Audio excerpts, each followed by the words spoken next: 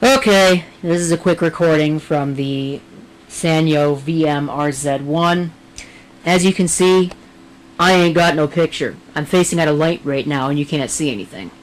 So, I also see a lot of interference in the... I mean, it's viewable. I can still see the counter. I can still see the record. I can still see the date and time that may or may not be superimposed on the video. Yes, I know it says 1992. This thing actually does not go up to the year 2018. It stops at 2017, which is kind of strange, but it does, so... Although I can't prove that, you'll just have to take my word for it. Trust me, it stops at 2017. But yeah, I see a bunch of lines. I don't know if that's what's showing up on the video, if they're multicolored lines or what, but it's not working. I did get the image sensor to come on once, but I have not managed to get it to come back on since. So I'm going to pronounce this camcorder dead at 3/12/2018. That is all. So I don't know what I'm going to do with it, where I'm going to put it, but I think I'm going to stick it in a bag somewhere under my bed and just forget that it exists. So that's what I did with the JVC GR60 when it stopped working. So I put a bunch of those cameras in that solid case that's under the bed because I can't really access it that well. And I could put cameras here instead. So we'll see. But I'm going to have to get another camera, obviously, so I can actually record this video. Here. Despite how cold it is outside. There is the camera. Sanyo VM-RZ1.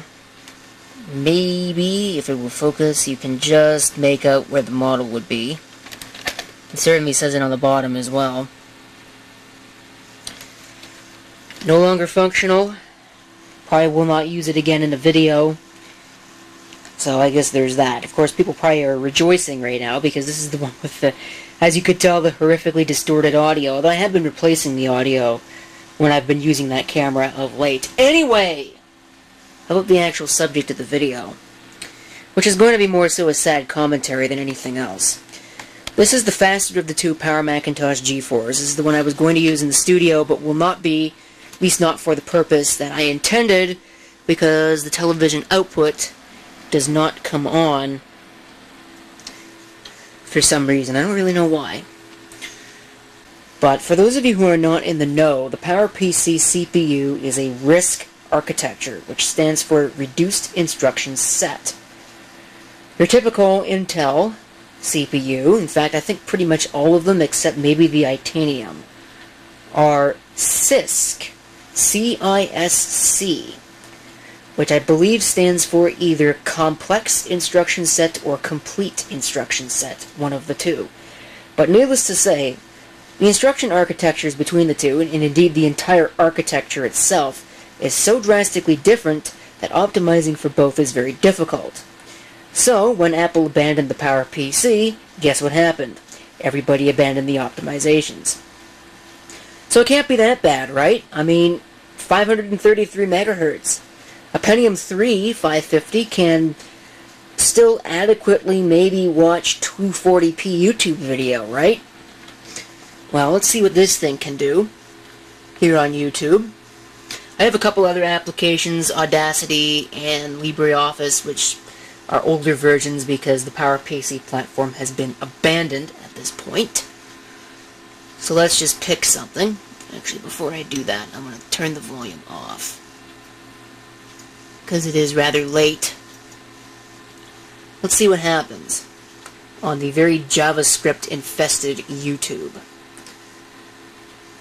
In 2006, when YouTube was not nearly as JavaScript-infested as it is now, something like this was very doable. And I know this because I did it. I had a PowerBook G4 back then that was my primary computer. I'll have to turn the volume up a little bit so we can actually hear what's going on. At present, one of these really noisy 40 gigabyte Western Digital hard drives. The other thing we're going to be doing is reinstalling the operating. Speaker works.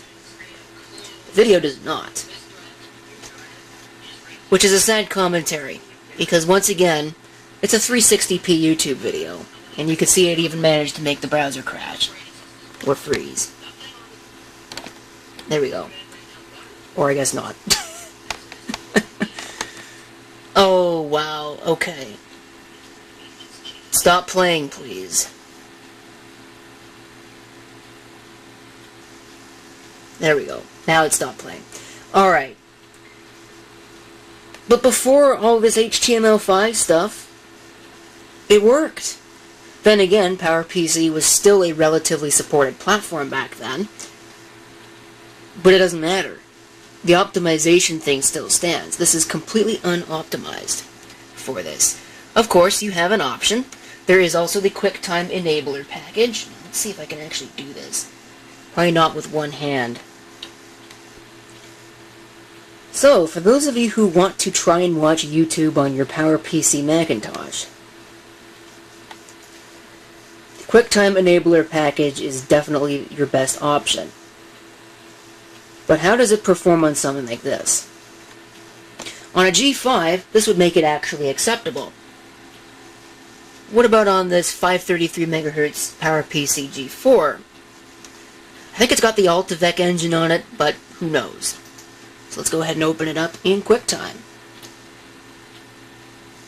As a standard definition video. Which I believe is also 360p, but might be 480. I'm not sure.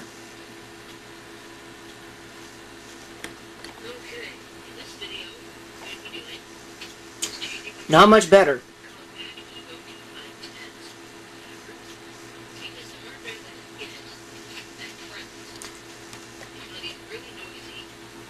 It's usable.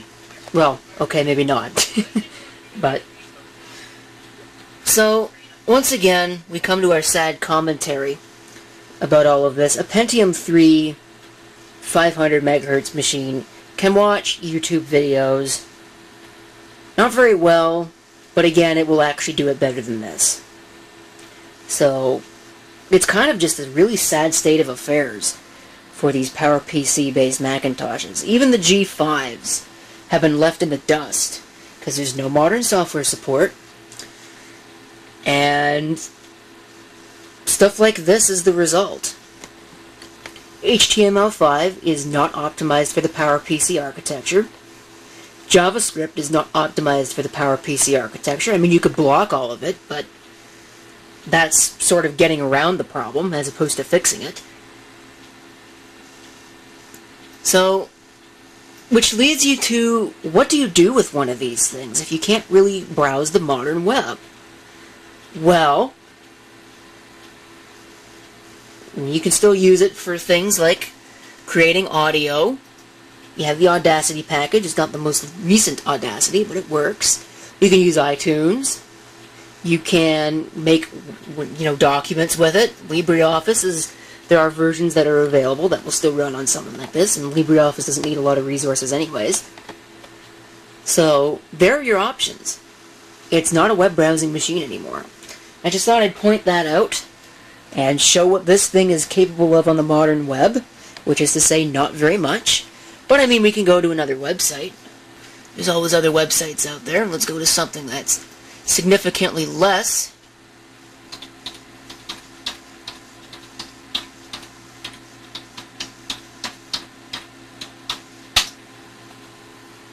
resource hungry, such as my own website, which you can see loads there just fine. Although once again, it's really not that fast. So, this is of course 10.4 Fox, which is absolutely not optimized for the PowerPC. Well, okay, it is. I really applaud Cameron Kaiser's efforts at producing a browser a modern browser for the PowerPC architecture, but really there's only so much you can do. Apple's website's obviously completely worthless, but we can go ahead and try. Wow, okay, now it's trying to load all of them. Let's just stop that. Go ahead and load my website up in here.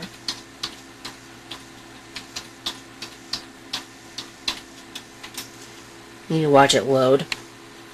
You can see it's obviously a whole lot faster here than it was in 10.4 Fox. Which is once again sad commentary. That's just how bloated the Firefox web browser has got. Which is what 10.4 Fox is based on. Just have a look at that. There's all the proof you need that modern applications are just not optimized for the PowerPC architecture. So anyway, I think that's enough of my doom and gloom video here. It's gone up to like 9 minutes, and it's already really late and I should be getting to bed. So I'm going to close all this out, shut this machine off, and get to bed. So thank you for watching. If you have any comments, feel free to leave them down below. And this is CP666 signing off. Eventually. And I hope to see you next time. Till then. Hopefully with less doom and gloom.